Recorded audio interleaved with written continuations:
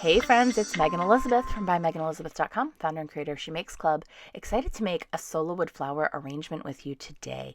I'm just going to lay out some parchment paper, wax paper, and in my 2 cups of water, they're only about a quarter of the way filled, I'm adding cobalt blue acrylic paint to one, and then I'm going to grab my Sola Wood softener, which is essentially vegetable glycerine, but it just a few drops. You don't need a whole lot. I add it to both cups for the cobalt blue and the whimsical white, and you can kind of see I just kind of dump in a little bit and mix it up so that it has a little bit of an opaqueness to it, but still enough that it's not overly saturating the flowers. That you can really see as I pull them out, dunk them in and pull them out.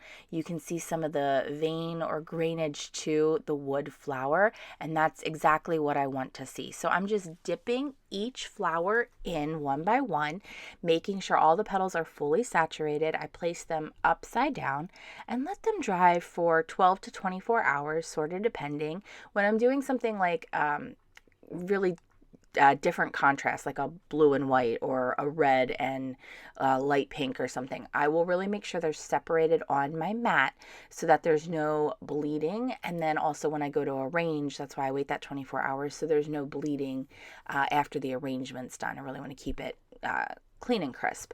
So I'm just dipping in now all my white flowers, and then I'm mixing the white and the cobalt together to create kind of an interim color. So it's a great way to reduce any waste and also create something really beautiful that coordinates perfectly without mixing 3 different cups of paint.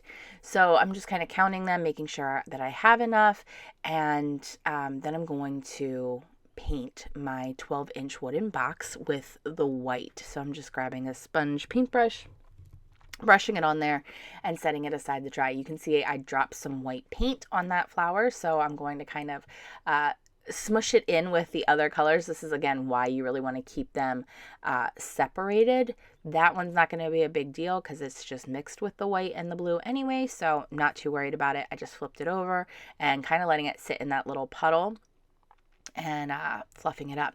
So what's really cool about Sola Wood flowers is that once you use the Sola softener, it really keeps them nice and soft and supple, and the paint won't flake off. They don't get brittle. They just are really amazing forever flowers, and they have such a realistic feel and look to them because they are wood green. So now what I'm doing is just grabbing my floral foam. I'm putting it in the box and grabbing my wire cutters and basically cutting these between 3 and 4 inches in height, a little bit varied so that they're not all exactly the same. Plugging in my hot glue gun, getting that all ready, but I'm just gonna keep snipping, which usually gives me between 4 and 5 per wire stick. So once I have them all cut up, I will start just placing a dot of hot glue on the back and then just pushing the wire right into the back of the flower. You don't have to use the hot glue because they do push in so easily and well, and I feel like stay pretty decently. I really just like the extra security of knowing that wire is going to stay in place and not poke all the way through the flower, which is one thing you want to be careful of. You'll feel it. How far to go pretty quickly. You don't have to be scared of it. And even if you poke all the way through, just pull it back out. It's not a big deal. But you don't want to have them all poking through. So having that hot glue just gives it that more set sense of security. And I just let them cool off until basically the hot glue sets. And then we're ready to start kind of designing with the filler leaves and baby's breath and whatever else you would want to be using.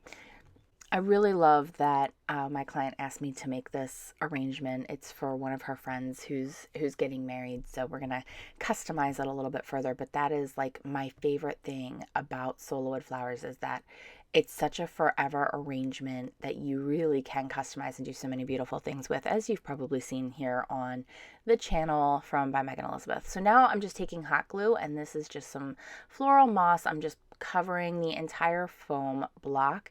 This isn't totally necessary, and I don't do this for every arrangement. I just want it to have that extra kind of natural feel. And then what I always do when I do a floral box, especially a wooden box, is I put my leaves on the outer four corners first. Sometimes I only do one, sometimes I do a whole bundle, and you can kind of see I'm putting that whole bundle in, and that's why I didn't have the foam going all the way to the end. I want it to hot glue and really secure in those extra leaves. And these are actually filler leaves that I got at Target in the dollar spot. So it's a great place to kind of look out for. They can have some realistic looking ones from time to time. And as you can see, the backs don't, they have that little bit more of a plastic feel. So I really try to make sure that just the leaves are facing out and forward before I start placing in my Sola Wood flowers. And these are just going to last and last, be so soft and supple and just amazing over time. So I'm just kind of playing with alternating the colors, the sizes of the flowers, and working from corner to corner, end to end, and really just making it come together. It's like so magical. And I'm really stuffing the flowers into this one. I want it to be a very full bouquet box.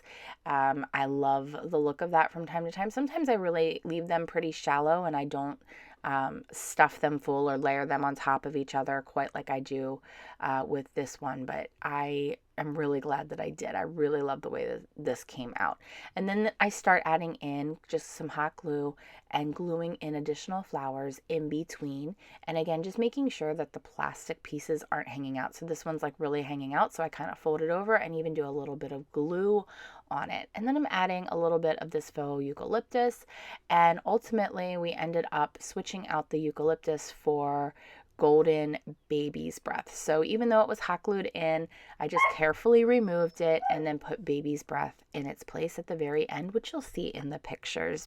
Only because we weren't sure when we first designed it if we wanted to do the eucalyptus look or if we actually did want a little bit more of the glitteriness of the gold baby's breath, which I think is really so fun and so beautiful for the very end. So it was really not too hard to, even though it was hot glued in, kind of peel out and pull out very carefully and just stick it in. So there's a closer look at the box and how it all kind of comes together around the foam. And now here's that baby's breath reveal. And you'll also see that I added their last name and a year with Cricut vinyl, which really just gives it that extra oomph of personalization. Thank you guys so much for watching today. Enjoy the moments, and I'll see you soon at bymeganelizabeth.com. And I hope you'll come over and check us out at She Makes Club. We're in the process of a brand new member portal launch, and I cannot wait to share it all. Enjoy the moments. Bye-bye.